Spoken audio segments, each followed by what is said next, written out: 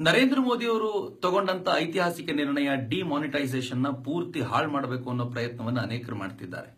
ನಿಮ್ಗೆ ಗೊತ್ತಿದೆ, ಅದಾಗಲೇ ಮಮತಾ ಬ್ಯಾನರ್ಜಿ ಅವರು, ಅರವಿಂದ್ ಕೇಜ್ರಿವಾಲ್ರು ದೆಹಲಿಯ ಬೀದಿಯಲ್ಲಿದ್ದು ಜನರ ಹತ್ರ ಊಗಿಸ್ಕೊಂಡಿದ್ದಾರೆ. ಇಲ್ಲೂ ಕೂಡ ಅನೇಕರು ರಸ್ತೆಗೆ ಹೋಗಿ ಜನರ ಜೊತೆ ಮಾತನಾಡ್ತೀನಿ ಅಂತ ಬಯಸ್ಕೊಂಡು ಬಂದಿದ್ದಾರೆ. ಕೆಲವರಂತೂ ಎಲ್ಲಿವರೆಗೂ ನೀಚ ಮಟ್ಟಕ್ಕೆ ಇಳಿದಿದ್ದಾರೆ ಅಂತಂದ್ರೆ, ಬ್ಯಾಂಕಿಗೆ ಅನವಶ್ಯಕವಾಗಿ ಜನರನ್ನ ತಾವೇ ದುಡ್ಡು ಕೊಟ್ಟು ಕಳಿಸಿ ಅವರನ್ನ ಲೈನಲ್ಲಿ ನಿಲ್ಲಿಸಿ ಲೈನ್ ಉದ್ದವಾಗಿರೋ ತರ ನೋಡ್ಕೊಳ್ತಿದ್ದಾರೆ. ಮೋದಿಯವರು ಕಡಿಮೆ ನೀರು ಕುಡಿದವರಲ್ಲ.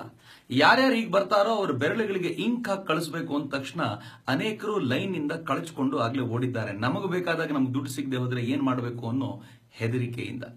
ಇವೆಲ್ಲದರ ನಡುವೆ ಬಹಳ ಹೆಮ್ಮೆ ಪಡಬೇಕಾದ ಸಂಗತಿ ಅಂತಂದ್ರೆ, ರಾಜ್ಯದಲ್ಲಿ ದೇಶದ ಎಲ್ಲೆಡೆಯಲ್ಲೂ ಕೂಡ ಬ್ಯಾಂಕ್ ಉದ್ಯೋಗಿಗಳು ಎಷ್ಟು ಪ್ರೀತಿಯಿಂದ ಕೆಲಸ ಮಾಡ್ತಿದ್ದಾರೆ ಅಂತಂದ್ರೆ, ನಿನ್ನೆ NDTV ರಾಜ್ದೀಪ್ ಸರ್ದೇಸಾಯಿ ಜನರನ್ನ ಭಡಕಾಯಿಸಬೇಕು ಅನ್ನೋ ದೃಷ್ಟಿಯಿಂದಲೇ ದೆಹಲಿಯ ಒಂದು ಬ್ಯಾಂಕಿಗೆ ಹೋಗಿ ಜನರನ್ನು ಮಾತನಾಡಿಸಿದ್ರು. ಜನ ಅತ್ಯಂತ ಪಾಸಿಟಿವ್ ಆಗಿ ರಿಪ್ಲೈ ಮಾಡಿದ್ರು. ಆತ ಸುಮ್ಮನಾಗದೆ ಬ್ಯಾಂಕ್ ಸಿಬ್ಬಂದಿಗಳನ್ನ ನಿಮ್ಗೆಲ್ಲ ಕಷ್ಟ ಆಗ್ತಿಲ್ವಾ ಅಂತ ಕೇಳಿದ್ರೆ, ಒಬ್ಬ ಬ್ಯಾಂಕ್ ಸಿಬ್ಬಂದಿ ಕೊಟ್ಟಂತ ಉತ್ತರ ಬಹಳ ಚೆನ್ನಾಗಿತ್ತು. ದೇಶದ ಸೇವೆ ಮಾಡುವಂತ ಅಪರೂಪದ ಅವಕಾಶ, ಇದನ್ನ ಬಿಡ್ಲಿಕ್ಕೆ ಸಾಧ್ಯವಾ ಅಂತ. ಎಷ್ಟು ಚೆನ್ನಾಗಿದೆ. ಅನೇಕ ಬ್ಯಾಂಕ್ ಉದ್ಯೋಗಿಗಳು 12ರಿಂದ 14 ಗಂಟೆ ಕೆಲಸ ಮಾಡ್ತಿದ್ದಾರೆ. ನಾವು ನಿಜಕ್ಕೂ ಕೃತಜ್ಞರಾಗಿರಬೇಕು. ನನಗೆ ಗೊತ್ತಿದೆ, ಅವರು ರಜೆಗಳನ್ನ ಕಳ್ಕೊಂಡಿದ್ದಾರೆ, ಹಗಲು ರಾತ್ರಿ ಕೆಲಸ ಮಾಡ್ತಿದ್ದಾರೆ, ಶನಿವಾರ ಭಾನುವಾರಗಳು ಕೂಡ ಕೆಲಸ ಮಾಡ್ತಿದ್ದಾರೆ.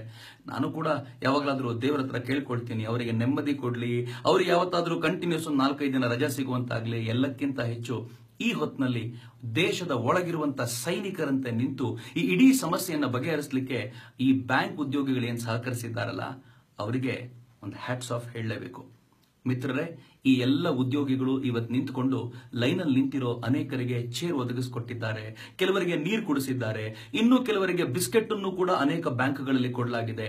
ಅನೇಕ ಬ್ಯಾಂಕ್ಗಳಲ್ಲಿ ಎಷ್ಟು ಕೇರ್ಫುಲ್ ಆಗಿ ವ್ಯವಹಾರ ಮಾಡಿದ್ದಾರೆ ಅಂತಂದ್ರೆ, ಒಳಗೆ ಬಂದಿರುವಂತ ಒಬ್ಬ ಬ್ಯಾಂಕ್ ಕಸ್ಟಮರ್ 15-20 ನಿಮಿಷಕ್ಕಿಂತ ಜಾಸ್ತಿ ಹೊತ್ತು ನಿಲ್ದೇ ಇರೋ ತರ ಅವನಿಗೆ ಬೇಗ ಬೇಗ ವ್ಯವಸ್ಥೆಯನ್ನು ಮುಗಿಸಿಕೊಡುವಂತ ಪ್ರಯತ್ನ ಮಾಡಿದ್ದಾರಲ್ಲ, ಇದು ನಿಜವಾಗ್ಲೂ ಭಾರತದ ರಾಷ್ಟ್ರೀಯತೆಯ ಹೊಸ ರೀತಿಯ ಉದಯ ಅಂತ ನನ್ಗನ್ಸತ್ತೆ.